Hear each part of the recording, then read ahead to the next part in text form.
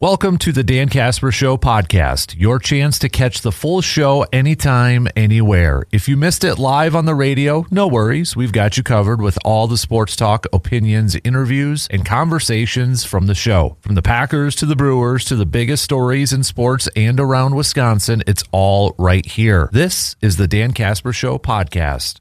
All right, final hour, kick it off right now on this Monday morning of March 30th. Thanks for hanging out with us, everybody. Appreciate it. I love this good old spam message once in a while. So we are still looking for your best and worst from the weekend. Tim in the Cooley region says best is Badger men's Frozen Four, worst Yukon in the Final Four.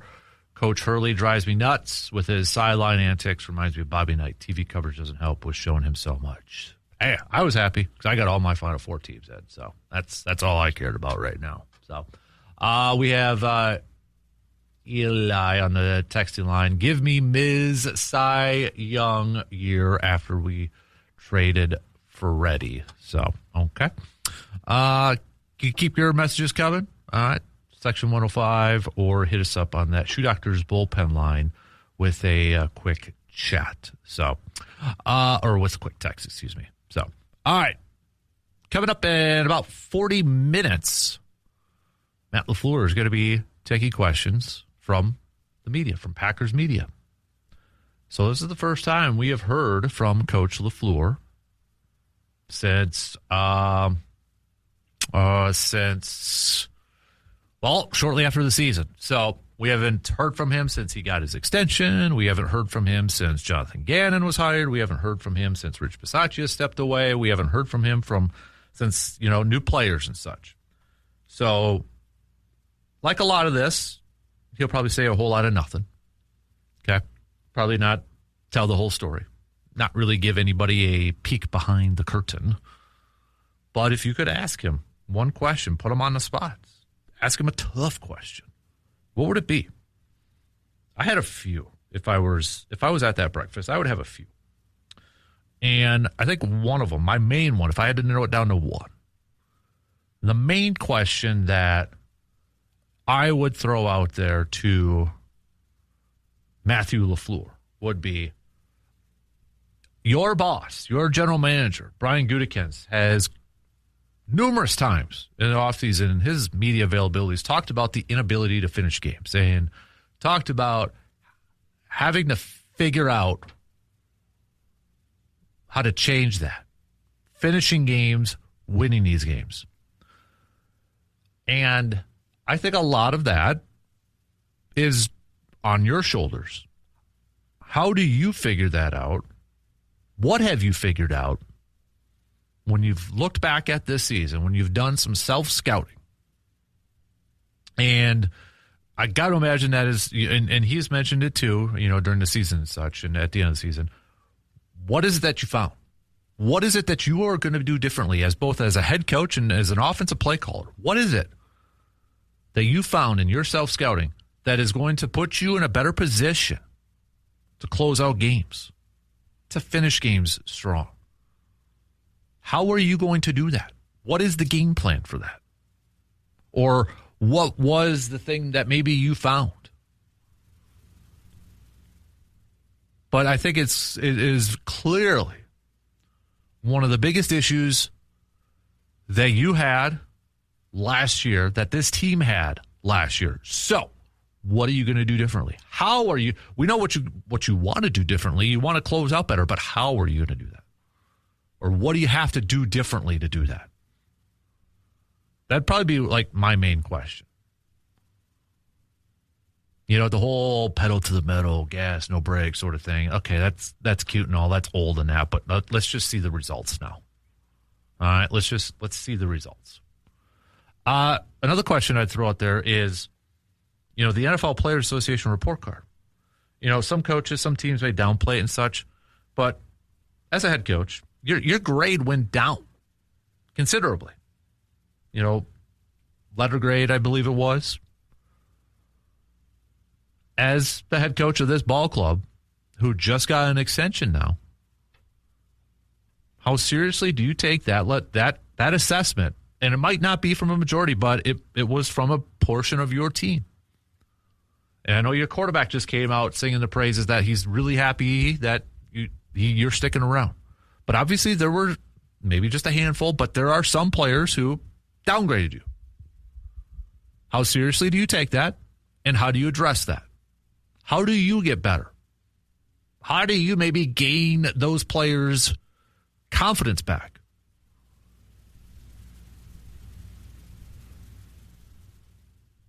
And another one I think I'd throw in there is the whole Rich Bisaccia one, just the timing of it would be, was it that you were trying to, convince him to stay, so you gave him some extra time? Do you kind of regret it now because maybe you'd like to have gone into that hiring pool a little bit earlier? What was that process overall like? What were those conversations with Rich Bisaccia like? Was it just straight up he wanted to be closer to home? And then I would ask too, and this one he would never fully answer, and I get that in a public setting. Was Jonathan Gannon his number one choice as defensive coordinator? How badly did he want to interview Jimmy Leonhard? But how nervous was he that if he waited, he was going to lose out on Gannon, and it wasn't a for sure thing that Jimmy Leonhard was going to take the job? Because let's be real, Jimmy Leonhard already turned him down once. How much did and maybe that's the question. How much of the fact did Jimmy Leonhard already turning you down once factor in your decision to go to Gannon? Did it make you a little bit nervous, a little less confident that Leonhard wasn't going to be a for sure thing since he turned you down once? So that's why you went with maybe the for sure thing before another team hired him. I know there was reported like the Giants, and there was another team potentially interested in that. Those are just a few of the questions I would have at the top of my head. With Matt LaFleur going over breakfast, having some scrambled eggs and coffee and OJ, maybe a muffin too, maybe some fruit. But those are the questions I would throw in there. And, we know with these again that you're never going to get a fully truthful answer. You're never going to get the full-on scope. You're never going to get a full-on peek behind the curtain. It's just, we know it's not. But you throw those questions out there to maybe kind of see what the response is, to see how they answer, and maybe you find a little bit of a nugget in there. Just maybe. And I think I'd throw something in there, too, about how do you get a guy like Matthew Golden more involved this year? Like, how do you incorporate him more into your offense? Because I think you got to find out something in year two. And I don't fully blame Matthew Golden or say this is a do-or-die season in his sophomore year. I don't want to say that. But I just feel like with Jaden Reed coming up in a contract year, Dontavian Wicks coming up in a contract year, I feel like you might want to find out, what all do we got with Matthew Golden? To maybe make it a little bit easier to move on from those two guys at the end of this upcoming season.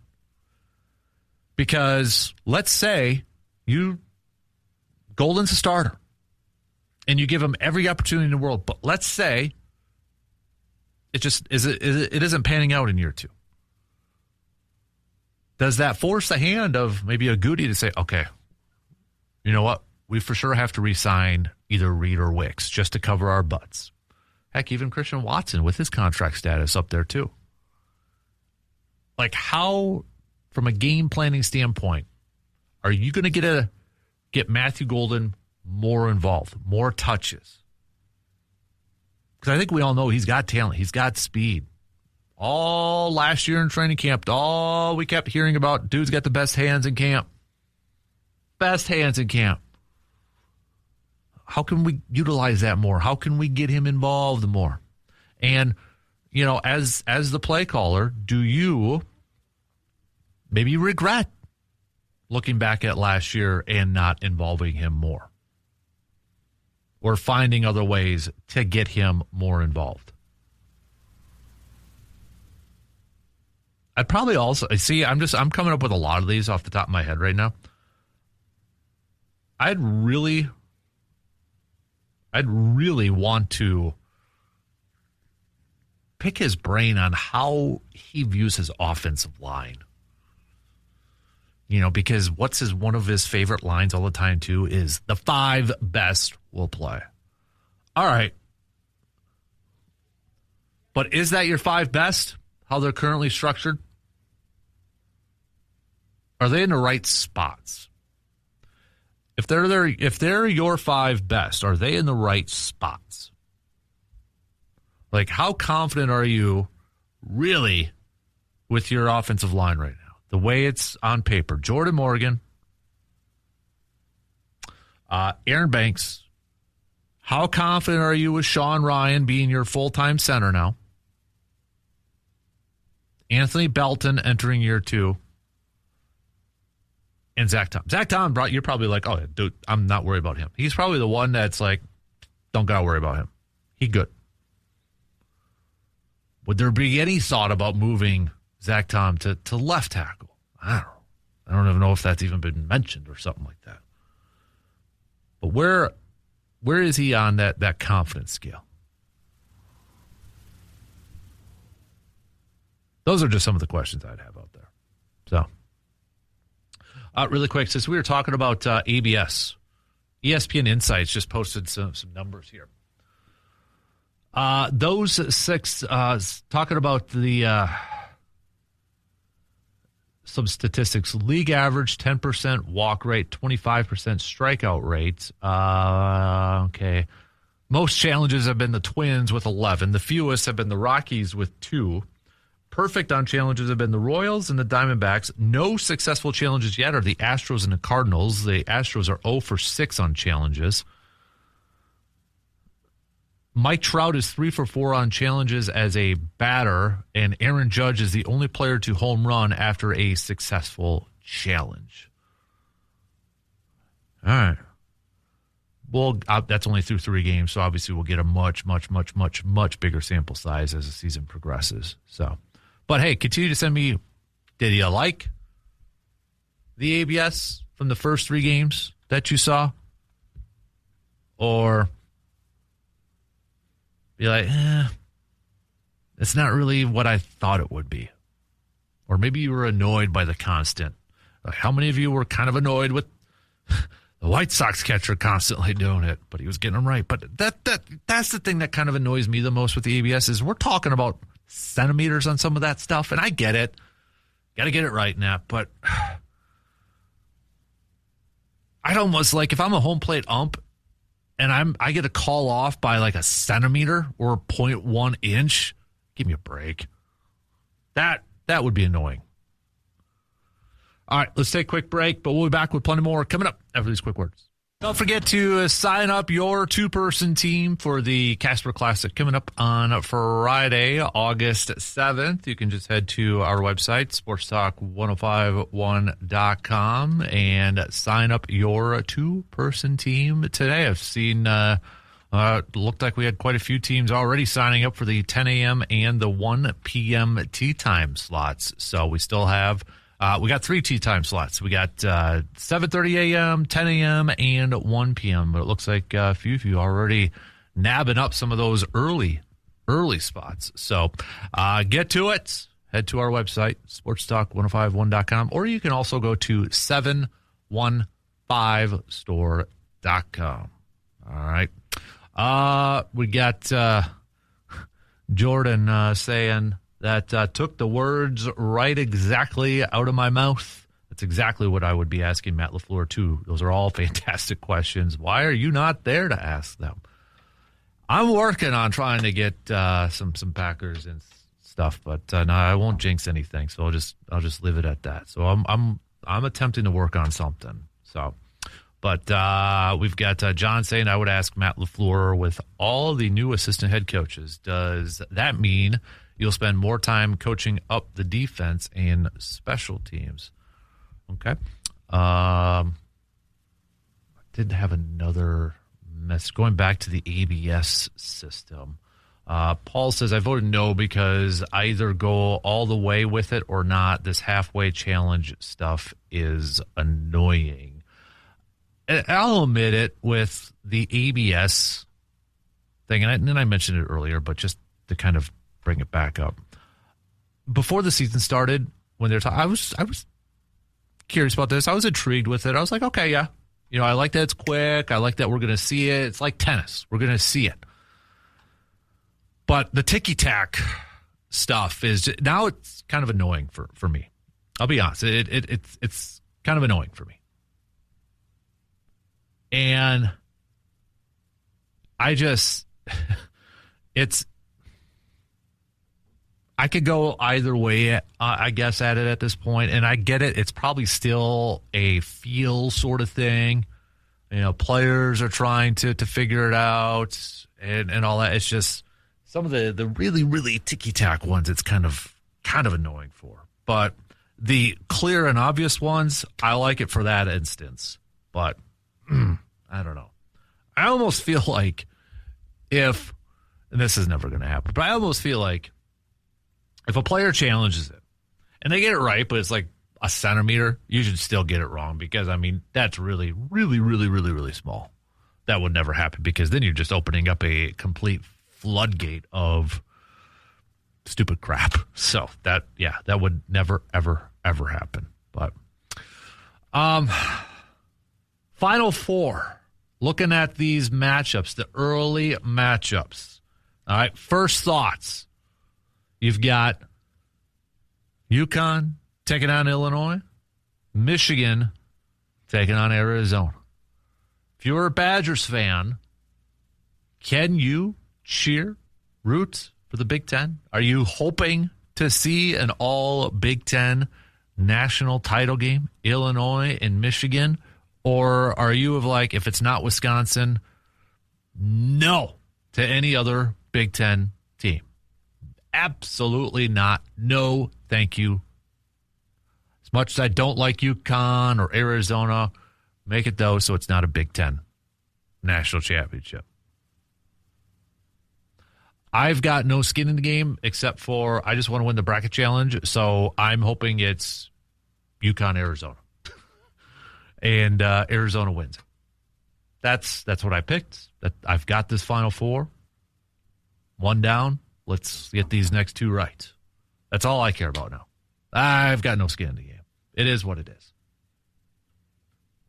It is what it is at this point. I almost feel like, and I could be off on this, but I almost feel like that people tend to forget after a couple years who won the men's NCAA national championship in basketball, more so than maybe the football national championship. You know what I mean? Like, I feel like if you polled people and say, give me the last 5 NCAA champions in football and give me the last 5 men's NCAA Division I basketball champions, I feel more people would be able to get football ones right compared to basketball. And I say this maybe more in terms of the argument of, do you care whether a conference team wins a title or not? Because right now, I think we all know, oh man, Ohio State, Michigan, right? Big Ten. But basketball, I feel like you kind of forget about who won it maybe 5 years ago. Maybe that's just me. But do you remember who won it in 2021? It was Baylor. Baylor won it in 2021. Ironically, that was the last one that was in Indy, too.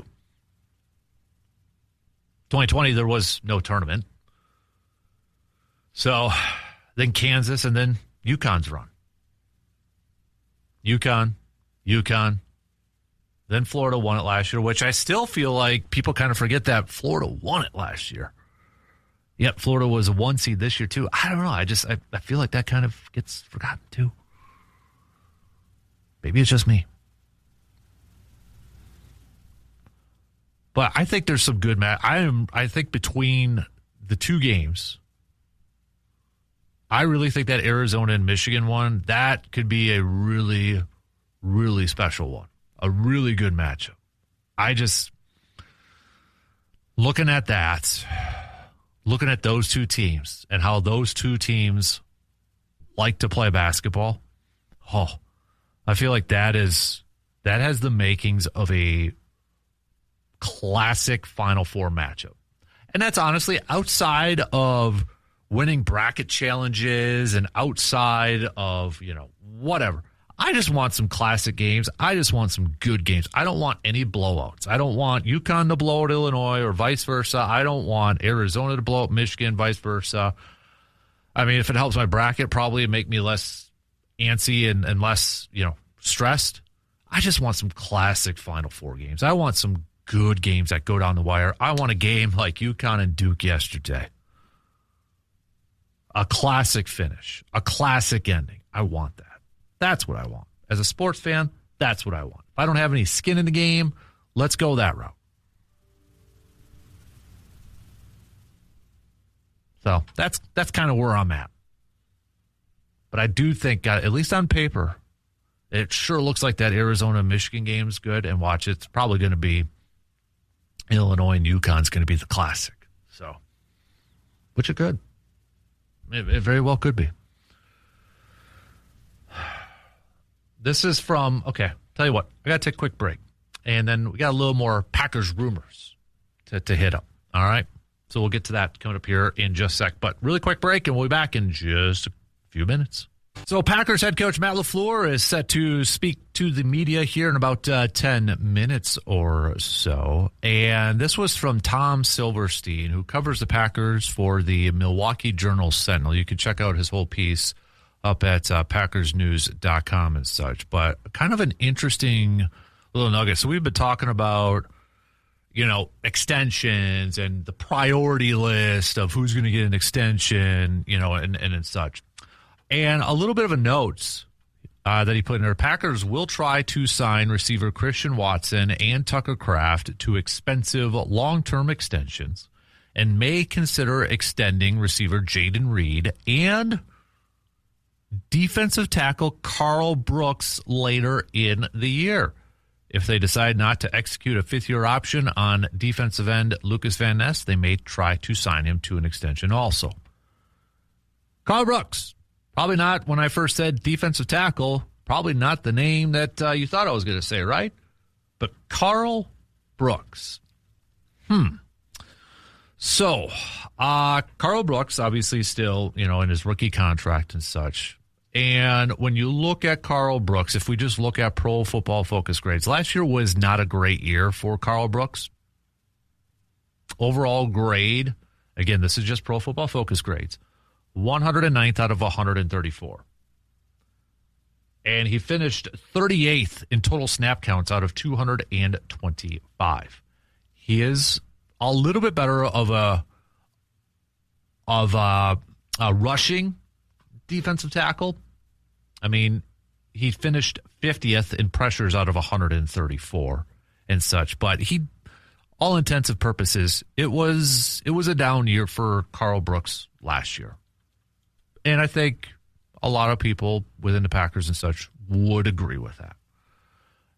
And just kind of looking back at it a little bit, like he had a solid 2023 rookie season. 2024, it was okay. Maybe not as high as it was going to be. He recorded a 58.2 pass rush grade in 2024, according to Pro Football Focus. But last year, yeah, and he was named to Pro Football Focus's 2024 All-Breakout Team. I think there's obviously still high on him. I wonder, would they view that as a potential cheaper option than Devontae Wyatt?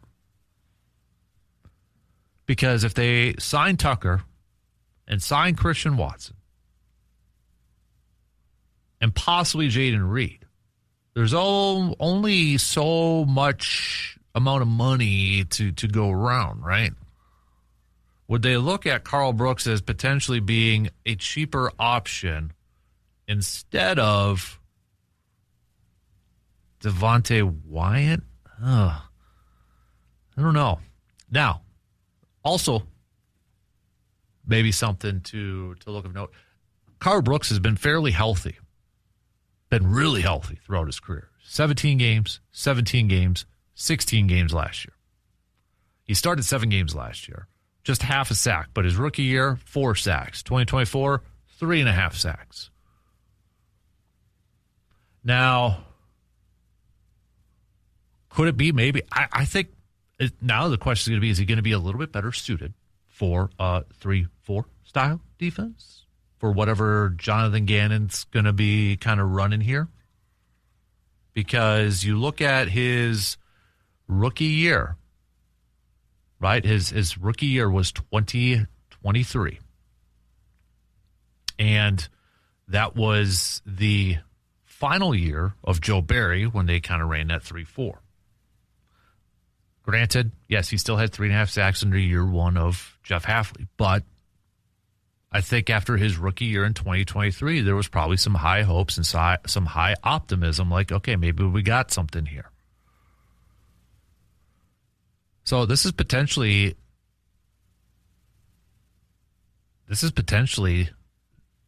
a big, crucial year for Karl Brooks and maybe for the Packers too, just to see, okay, can we get him back on track? And I look at this. Yeah, interesting. I think, yeah.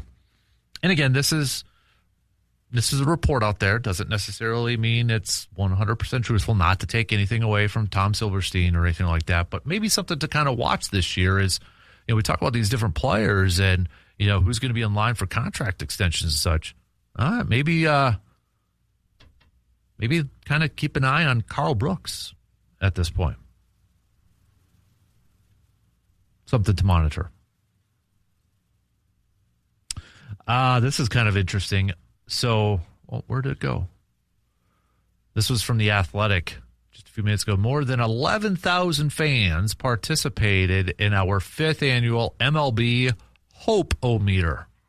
Overall, 72% reported they are optimistic about their favorite team this season compared to 66% in 2025. Where did the Brewers finish? 8th, 87.8. Any Dodger fan that voted no, you're nuts. They had 99.8%. What about it from a Dodgers fan standpoint? Were they not optimistic? I would love to know that. Or did they just vote no just to be a contrarian? Blue Jays were second at 96.2, Mariners 95.7, Tigers 95, Royals 94.5. Cubs, 92.4, Boston, 90. So Brewers finished third among National League teams behind the Dodgers and the Cubs. Mets came in at 10th at 83.8. That would be the next National League team. Orioles were between the Brewers and the Mets. Pirates actually feeling optimistic, 78.8. The team that was less optimistic, dead last, just across the border from us, that would be the Minnesota Twins, 4.3%. Wow. 4.3. The Angels were at a 5.7.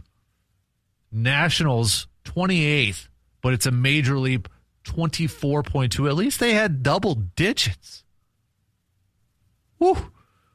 Twins, 4.3. There is no optimism whatsoever from Twins fans. And you're talking about a big jump between Twins and Angels compared to the Nationals and the Rockies.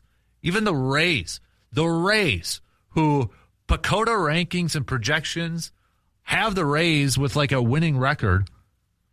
They're coming in at 26 at 31.6%. And I think it's just probably a lot of it is look at the division they play in. Cardinals come in at 32.3%. And then there's another big jump from the Cardinals at 25 at 32.3%. You got the Astros at 59.5%.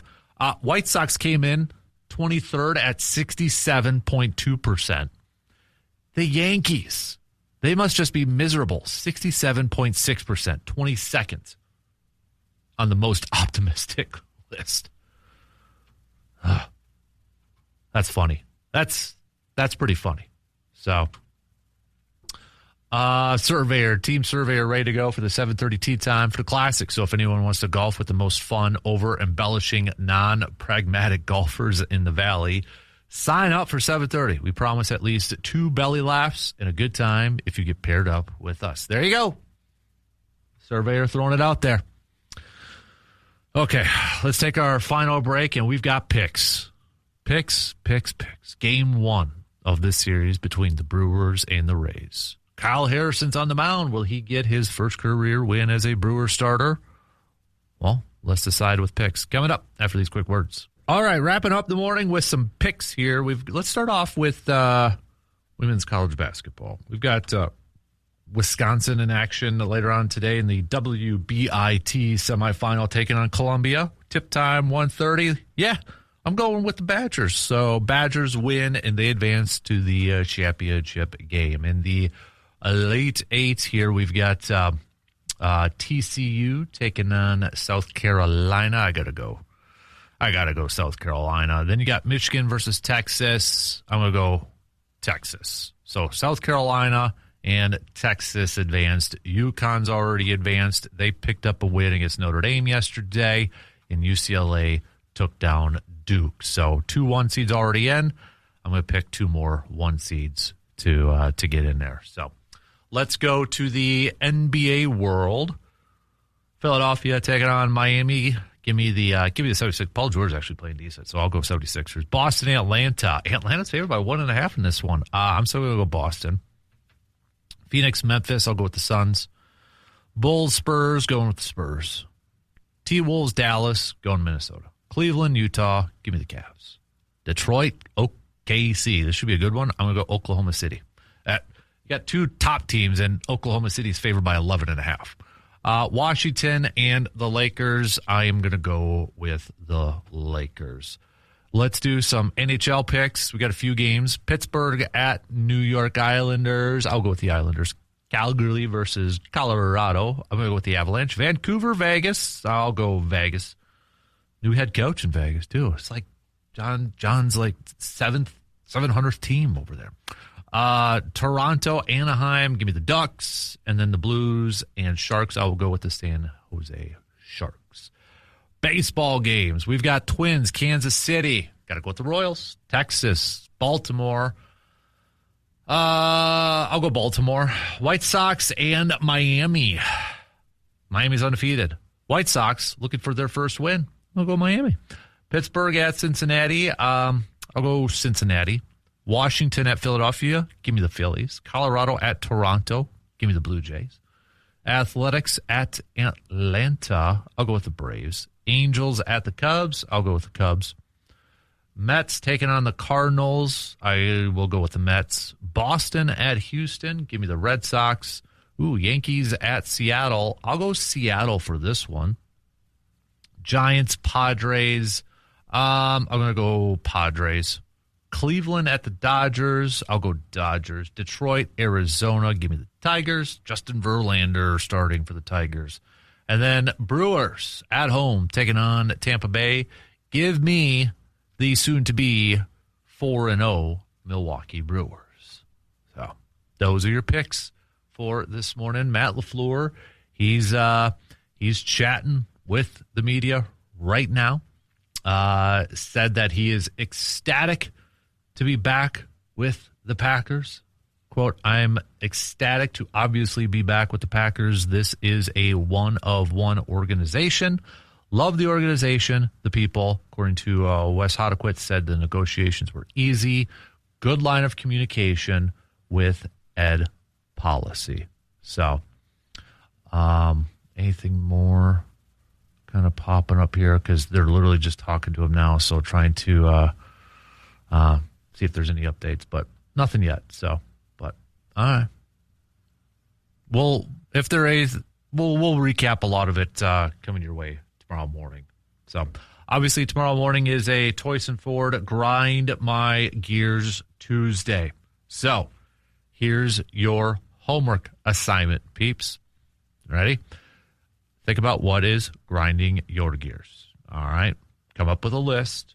Could be 1, could be 5, could be 10, however many you want.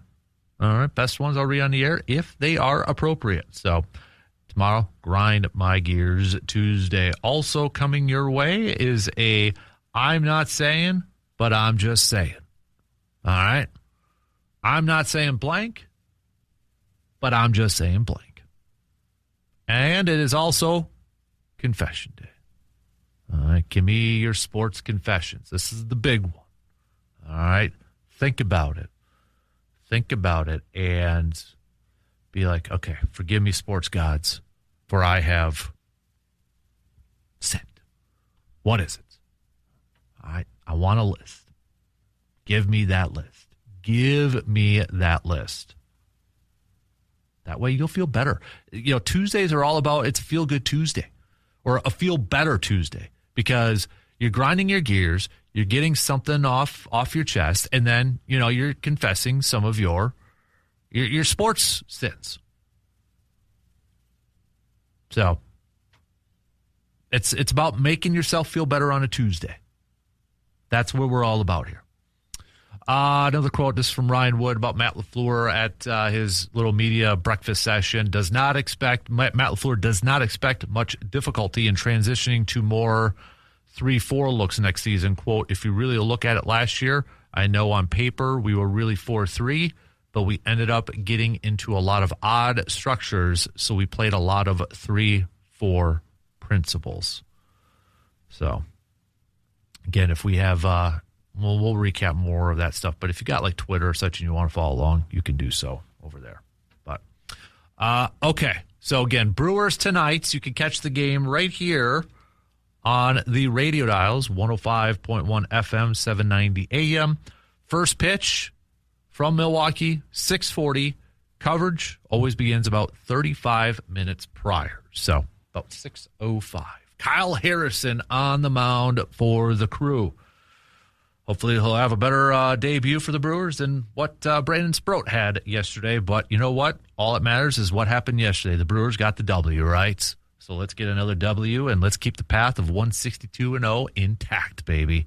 Yeah, right? 162-0 intact. That's without Jackson Chirio and now without Andrew Vaughn, who's going to be missing a few weeks because of a broken hamate bone. That seems to be the popular one in baseball now, especially when the season began and spring training games and stuff. Guys getting hit, or in Andrew Vaughn's case, getting, kind of inside on a hit and such. So, but yeah, surgery today, I believe, was the timeline. So he's going to miss a few weeks. But hey, hopefully Jake Bauers can continue his hot stretch from the plate and help fill that void. But I would imagine Gary Sanchez probably going to get some more play at first.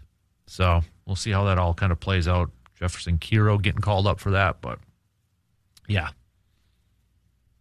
I think we're all hoping that majority of reps probably go to Bauers. But if they want to do the lefty-righty matchups, lefty bat, righty bat based off pitching, they'll have a little bit of flexibility to do that as well. So, all right, shot clock is going to cut me off.